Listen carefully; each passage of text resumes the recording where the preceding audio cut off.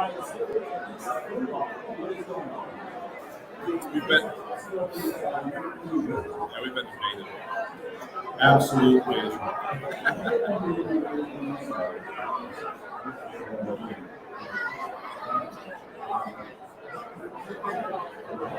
Yes. No, they're from Finland. Yeah, some sort of it's a group that was over there today.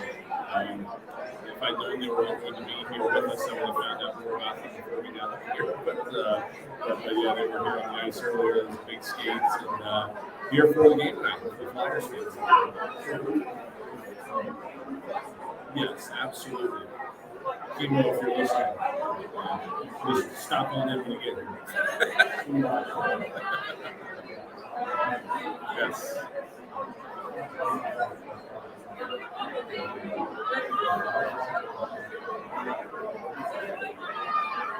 Oh.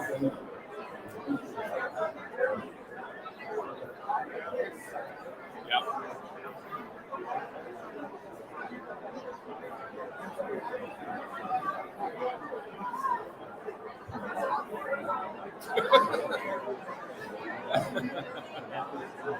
Yeah, that's how you play hockey, right? Yeah, I don't know. It was, again, every now and then you're going to have games where things go off the rails like this. And yesterday's game sounds like it was a lot worse than what we saw just in terms of injuries. I mean, the two injuries that did happen in the game that caused two players to leave, Atkinson and Hart. We knew about those, but when we come up today, there's 5 more guys that have to play. So it sounds like some guys were playing banged up and maybe the whole situation just doesn't sound like it was all that ideal. Again, it's nothing to get too worked up over. The kind of thing that popped in my head today, you see a game like that, all of a sudden everybody's, showing up the torches. You don't change anything about our plan moving forward at this moment because of last night's game. It's just whether the Flyers win that game by 4, lost by 2, or lost by 7. It's one game. You don't see things like the Connor Sherry goal happening every day.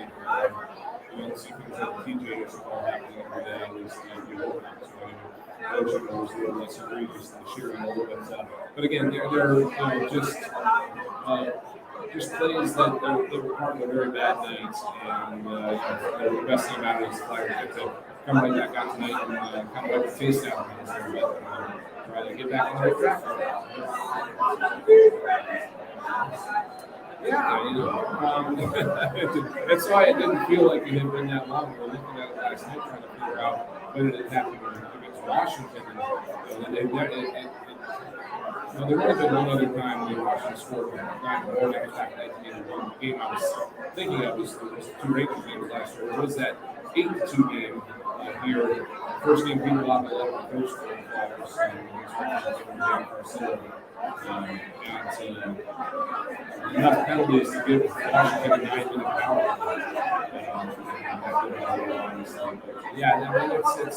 It's an aberration. It happens to every team once a year. Flyers have had it come their way a couple of times in the last couple of years. It's just one of those things that you kind of forget happened and move on.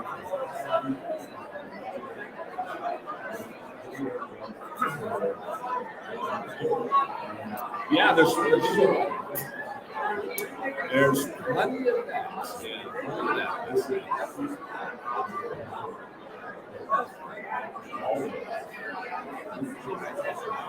I mean, and the Sherry goal in particular, I mean, when Kuznetsov made that pass, the 2D were up high and the 4 forwards were behind him. I don't know what happened in that particular play. That everything was going off the rails.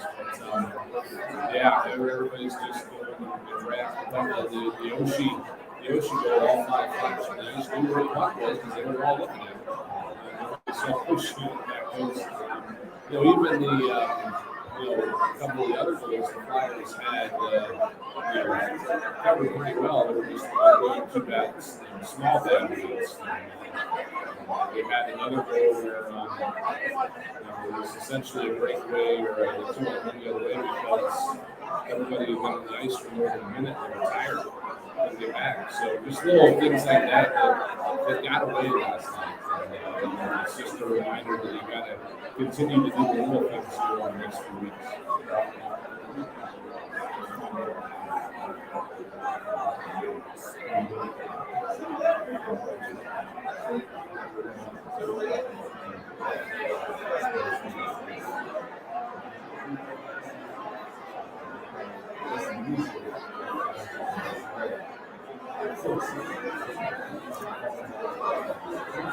Yeah.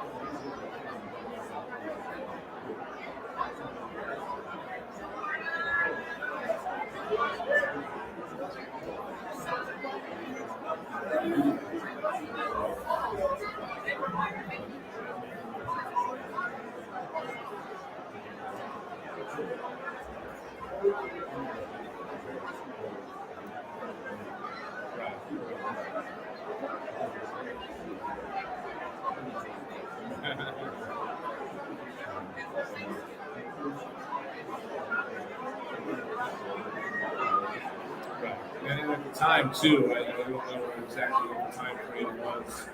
Excuse me, Carter missed that. That practice. There we go. I don't know what the time frame was that Carter missed that practice, but I know that 3 weeks ago, the Lehigh Valley Phantoms. I mean, their goalies have been in and out all year. Well, that's kind of one of the reasons the Flyers did not deal Martin Jones at the deadline because I'm not sure they were 100% comfortable with the health of their minor league goaltending core. The thing about, there were a lot of tweets yesterday about, I want to see Sancho. This is before the injury. And, there are rules that govern how often you can call guys up from the American Hockey League after the trade deadline. You can only make 4 recalls for what they call any reason. They're called regular recalls. The Flyers had already burned at least 3 of them, and I thought they had burned all 4. There's a little bit of lack of clarity on the Hayden Hodgson situation, because he originally was an emergency recall and then he stayed for a while. But regardless, they were in a position to just call Sandstrom up because they felt like it. Now they have the opportunity to do so with Carter's injury. They can make what's known as an emergency recall run. They have to have a reason to do so. Is it easy to come up with a reason to do so? Sure. This time of year. That's kind of what the situation was there. But we didn't get to see Felix Sandstrom tonight, and I know it's going to be, a less than ideal situation for him. But we're optimistic that he'll do well with it because he was in a less than ideal situation when he played in San Jose back in December. Finally got his Flyers debut, his NHL debut in that game, I believe, and he has been playing in Lehigh Valley long enough with being threes and all sorts of fun stuff. Hopefully he'll be kind of willing to go no matter who's in front of him, even though it is a top flight Rangers opponent tonight. No doubt. And the game that he played, he was really good at it. I mean, in that game, played one this year, 279 goals against average, a 935 save percentage, made 43 saves in that game. So, and that was a night when the Flyers had some travel problems. They got from Seattle down to San Jose very late, back-to-back situation. So it's not ideal, and he ran with it. Yep, and we'll see what he's got tonight against this Rangers team. Let's take a time out here on the pregame show. It's the Flyers and the Rangers tonight. We'll take a time out. We're back after this on the BetRivers.com Flyers Broadcast Network.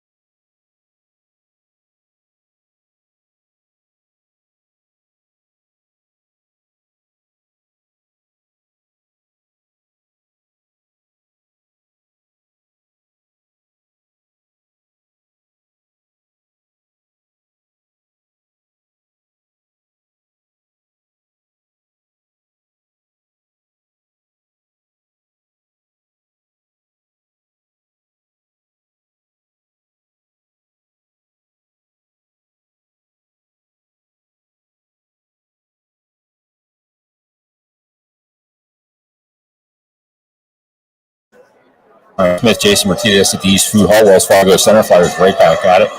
I need to have my 5-hour energy here right now. Yeah, he's back to back.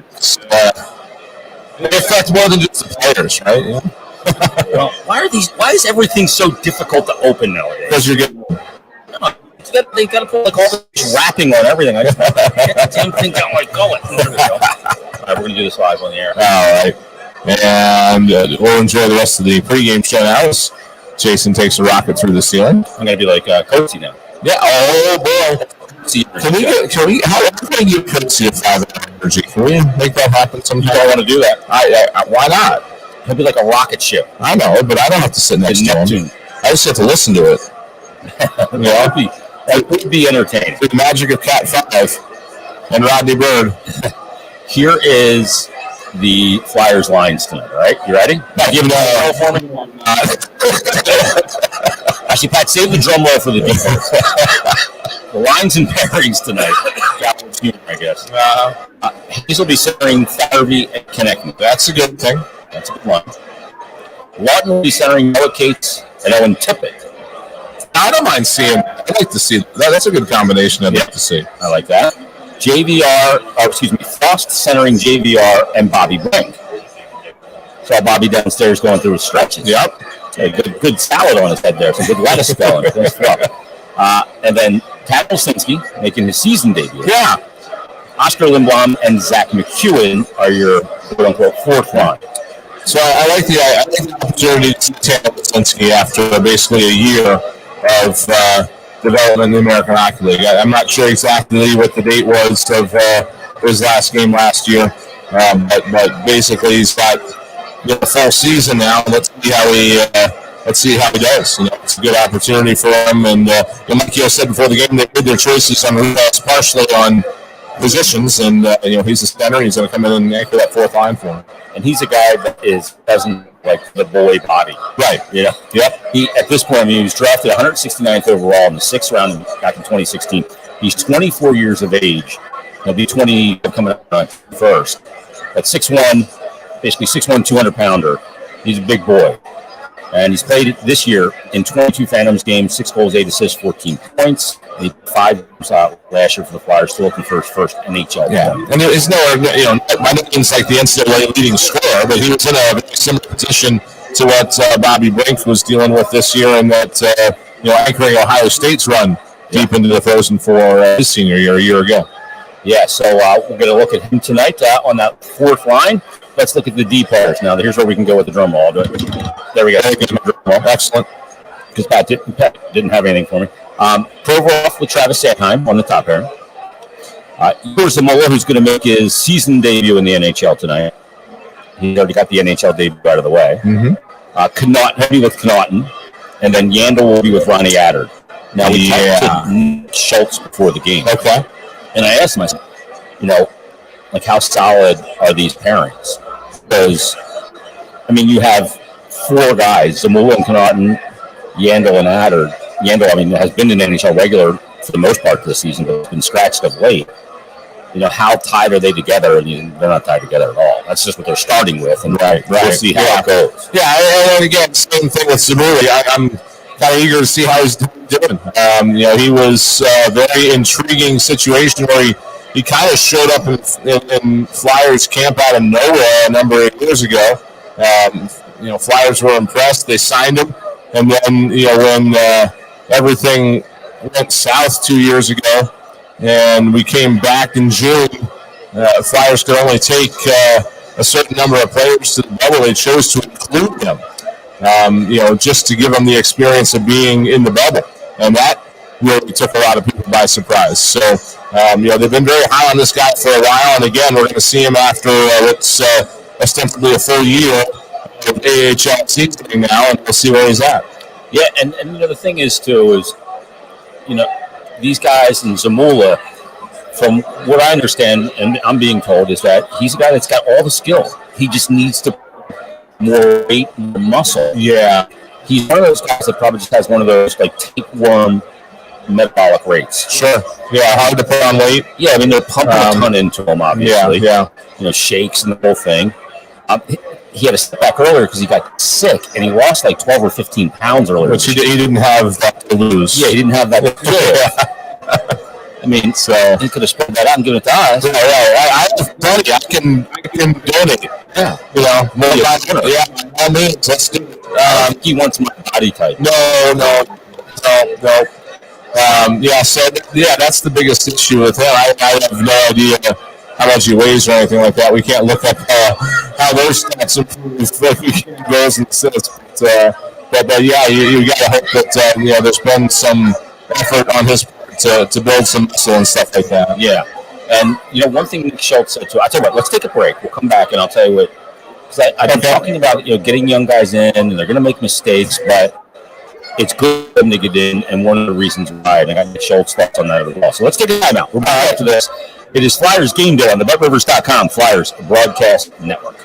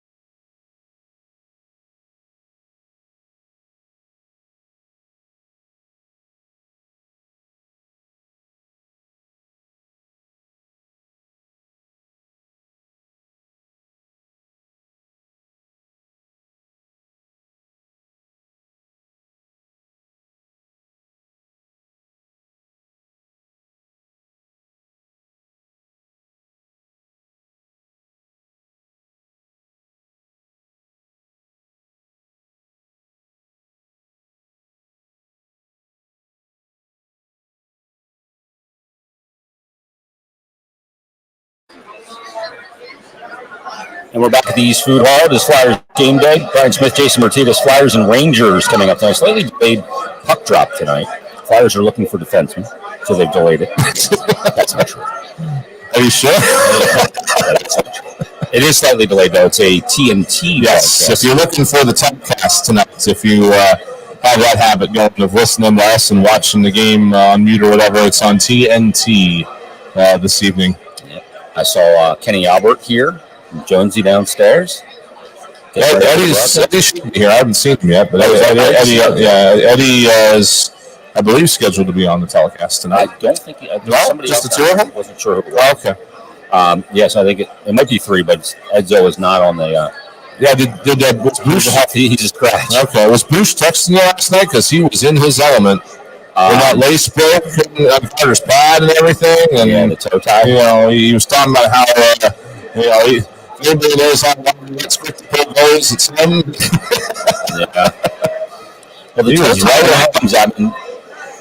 That's one of those situations where the pad can now roll into a position that you don't want it to. That's what the tie's there to do. Now, the tie's not taut. It's not real tight. It's got knots in the end of it to give you that rotation ability. Mm-hmm. But I was surprised that they just didn't pull him at that point with the toe tie issue. Right. I didn't snap the toe tie, to be honest with you, when the skate slammed the post. Okay. So I was surprised. That's not a quick fix. Like, you just don't go, okay, right, you let a Newton through there. It doesn't take 30 seconds. Yeah. You got to put a bunch of knots in. Yeah, if you didn't see it last night, he just gave it over the bench, and Rick Brownwell, the head equipment manager, just cut the thing out. Yeah. He had one ready to go, but there was no skate lace. Yeah, there was no doing it at that point. So yeah. He's not using bungee cord toe ties. I'm going to have to talk with him. No. Yeah. That would have been more efficient. Snap a new right on there. That's why they invented bungee cords, right? Yeah. Just so you could snap them on there. Yeah, the toe tie bungee cord. But then again, I tried them. I didn't make them. But neither toe tie helps me. Right. Yeah. It's not a brick wall. So Hart is out. We'll see. He did say when he announced that Patrick Brown was out that the other guy potentially that could be lost for the season is Carter. Now, there's only what? The season's 10 days left. So if it's a minor injury, could pretty much take you out. There's only reason to bring him back. Yeah, there's only 3 more home games after today. Yeah. And then they've got the 2-game road trip next week. Trying to bring up the schedule here. They got the 2-game road trip into Canada next week.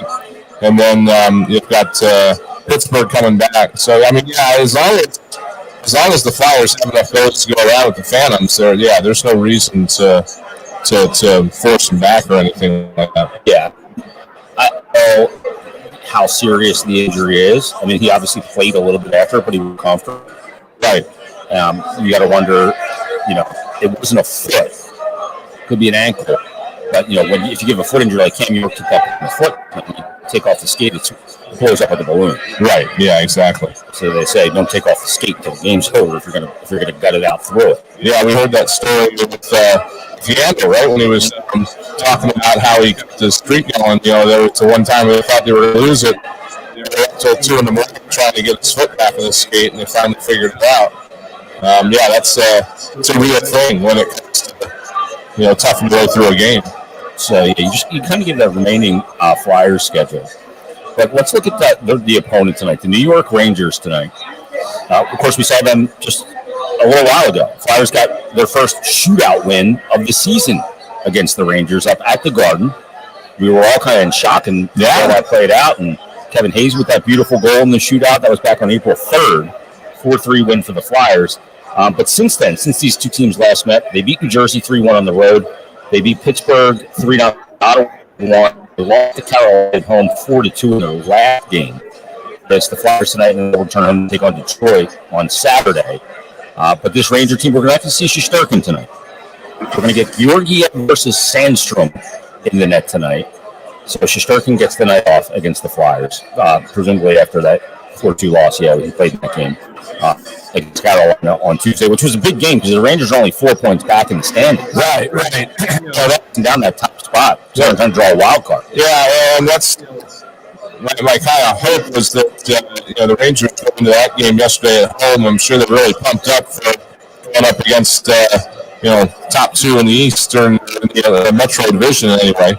And you look at that game and you come in here and kind of praised for a letdown game for the Rangers. That's one of the things I'm sure that the coaching staff is trying to make sure doesn't happen because this is a team that has been working along as of late. They have not lost consecutive games in regulation since early March, and they've really been kind of on their rhythm here over the last basically the last month, and they're just trying to make sure that they're clicking on all cylinders into the playoffs. But they do have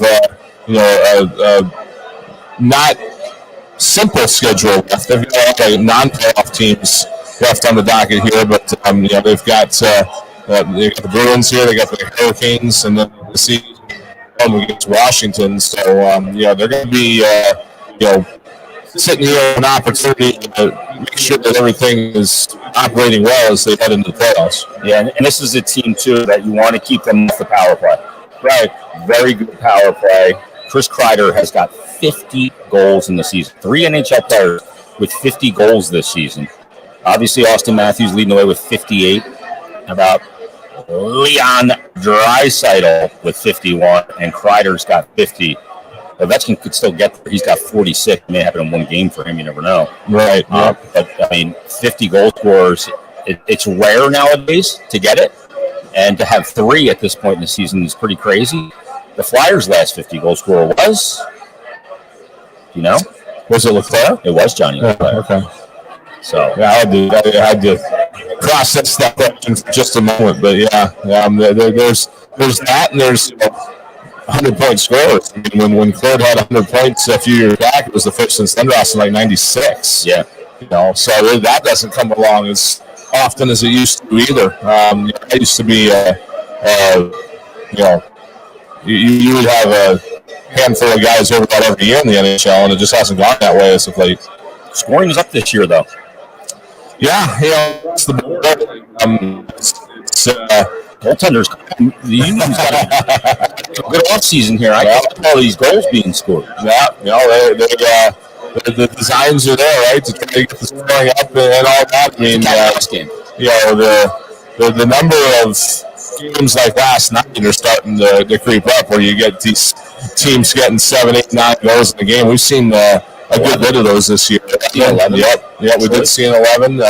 Those are like mythical numbers from the 80s that we used to see in the record books. You never actually saw any of it actually happen once we got through the dead puck era there before the lockout and all that.